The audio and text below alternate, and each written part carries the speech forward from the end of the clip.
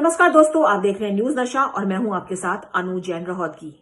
Love जिहाद, इसको लेकर समाज में एक बहुत बड़ी बहस छिड़ गई है जब से मध्य प्रदेश, उत्तर प्रदेश ने इसको रोकने के लिए कानून बना दिए हैं और अब कुछ और राज्य भी कानून बनाने की कोशिश कर रहे हैं, लेकिन बहस छिड़ गई है।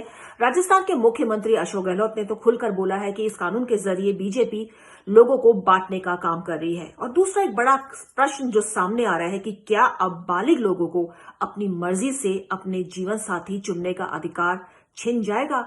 तो कई तरह के मुद्दे हैं जो सामने आ रहे हैं, जिन पर चर्चा चल रही है, बहस हो रही है और तमाम चर्चा आज हम करेंगे राशिद अल्वी जी से, तो कांग्रेस के वरिष्ठ नेता हैं। राशिद जी, आपका स्वागत है न्यूज नशा में। जिस तरह की स्टेटमेंट सामने आई है अशोक गहलोत के और कई और लीडर्स बोल रहे हैं कि जो कानून बनाया जा रहा है, जो कई स्टेट में बन गया है और कोई और कई स्टेट जो है बनाने की तैयारी में है, इसके जरिए क्या लोगों को बांटने की कोशिश की जा रही है धर्म के आधार पर?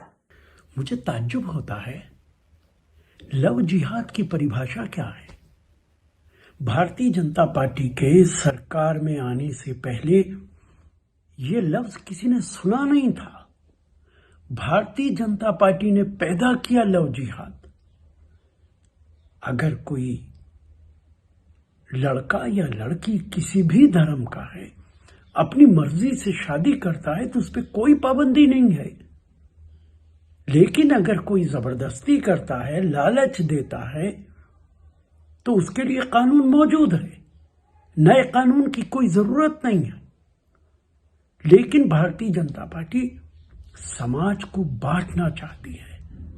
राष्ट्रीय सेवक संघ तो मैरिज इंस्टीट्यूशन में यकीन ही नहीं करती है। भारतीय जनता पार्टी के नेता सिर्फ नफरत की राजनीति करते हैं। उन्हें कोई मतलब ही नहीं है कि आपस में मोहब्बत भी हो सकती है। वो तो सिर्फ नफरत को जानते हैं। मध्य प्रदेश की सरकार बना रही है, अब उत्तर प्रदेश की सरकार बना रही है। जो जनता के विकास के काम है उनसे उनका कोई वास्ता नहीं है।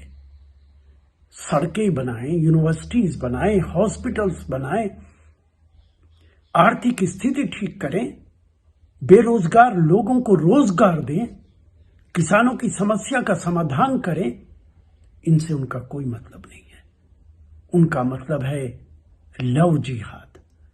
और मैं भारतीय जनता पार्टी के नेताओं से कहना चाहूंगा, उनके जो 3-4 ऊपर वाले सबसे बड़े मुस्लिम नेता सबने लव जिहाद कर रखा है। उनके खिलाफ कार्रवाई करो। मैं नाम नहीं लेना चाहता, सारा देश जानता है।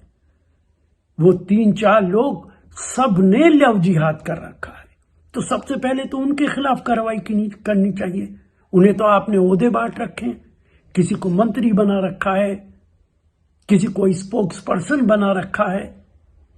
उनको जेल के अंदर भेजो, तब आम आदमी की बात करो। तो एक बड़ा तंज यहाँ पे कसा है राशिद अल्वी जी ने कि कभी नाम ही नहीं सुना लव जिहाद का। भी ये शब्द कहां से आ गया? और उन्होंने कहा है कि बीजेपी के कई नेता ऐसे हैं जो लव जिहाद के दायरे में आते हैं, तो क्या उन पर भी कानूनी कार्रवाई होगी? हालांकि उन्होंने नाम लिया, लेकिन सबको पता है कि बीजेपी के वो कौन से नेता हैं।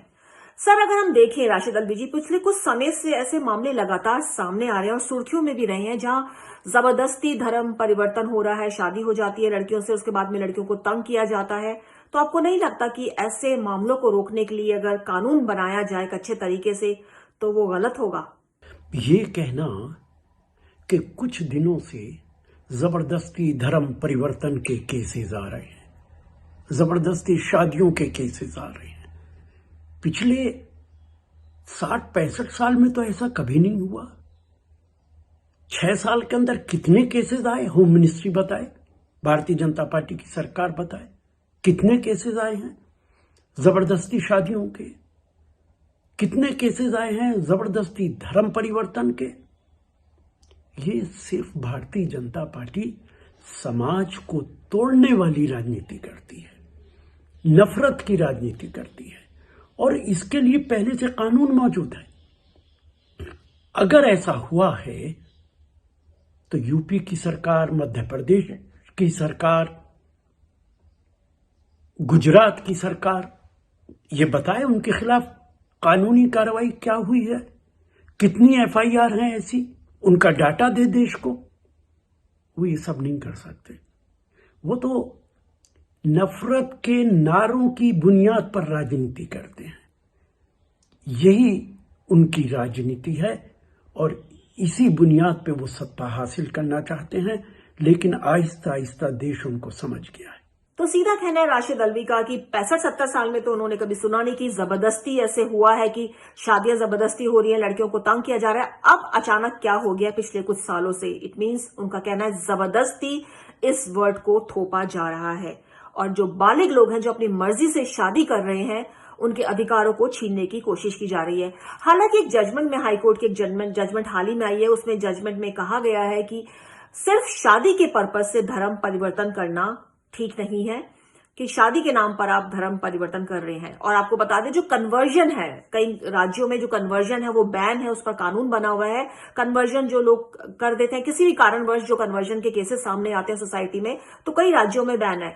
तो लीडर्स ये भी कह रहे हैं कि ऑलरेडी कन्वर्जन का कानून बना हुआ है, फिर ये लव जिहाद का कानून बनाने की क्या जरूरत है? क्यों नाबालिगों को अपनी मर्जी से जो शादी कर रहे हैं उनको उनके अधिकारों से वंचित किया जा रहा है? जो भी हो दोस्तों, लव जिहाद का जो मुद्दा है बहुत ज्यादा संवेदनशील है, क्योंकि ये धर्म से जुड़ा हुआ है, लोगों की भावनाओं से जुड़ा हुआ है, लोगों के अधिकार से जुड़ा हुआ है। और हमारा तो यही मानना है कि जब भी ऐसा चीजों को सामने रखकर कोई कानून बनता है या बनाया जाता है तो हर पक्ष के लोगों से राय जरूर लेनी चाहिए, क्योंकि हर किसी की अपनी अलग राय होती है। और ये तो सरकार का दायित्व है कि वो सब तरह से राय इकट्ठी करे और हर तरह से लोगों को प्रेजेंट करे कि उसका मकसद क्या है इस कानून को बनाने के लिए, उसका जो पॉजिटिव पॉइंट है वो क्या है, क्यों लव जिहाद को रोकने के लिए कानून बनाया जा रहा है, क्यों इसकी जरूरत समझी जा रही है, पहले क्यों नहीं थी। और कन्वर्जन को लेकर ऑलरेडी एक कानून बना हुआ है, कई राज्यों में है वो कानून, तो अब अलग से लव जिहाद को रोकने के लिए कानून क्यों बन रहा है? बहुत ही संवेदनशील मुद्दा है ये। और हमारी तो बिल्कुल खुली राय ये है कि इसमें सब पार्टी, सब जो लीडर्स हैं, सब जो अपोजिट पार्टी है, अपोजिशन है, सबकी राय लेनी चाहिए और उसके बाद ही एक कानून सामने आना चाहिए, जिससे जो ऐसा नहीं होता है कि आप 100% लोगों को खुश कर सके किसी कानून से, लेकिन एटलीस्ट मेजॉरिटी तो उससे खुश हो। तभी यही सरकार की ड्यूटी होती है, जो एक अच्छी सरकार मानी जाती है, उसका मकसद ही यही होता है। तो दोस्तों, आप देख रहे हैं न्यूज नशा और हमारी कोशिश है इस चैनल के जरिए आपको अपडेट जानकारी देने की। नए नए मुद्दों पे हम कोशिश करते हैं आपसे चर्चा करें, कुछ लीडर्स को भी हम सामने लाते हैं जो बेबाक अपनी राय रखते हैं। और ऐसे में हमारी कोशिश है कि हम social issue, health issue, political issues को आपके सामने लाएं। तो इसीलिए आप बने रहिए हमारे साथ हमेशा ही और देखते रहिए न्यूज नशा, आदत हर खबर की। और आप हमसे जुड़े रहने के लिए सब्सक्राइब करें YouTube पर, फॉलो करें Twitter पर और लाइक करें Facebook पर। और ज्यादा जानकारी के लिए न्यूज नशा की वेबसाइट पर जाएं। आपको टाइप करना होगा सिर्फ न्यूज नशा।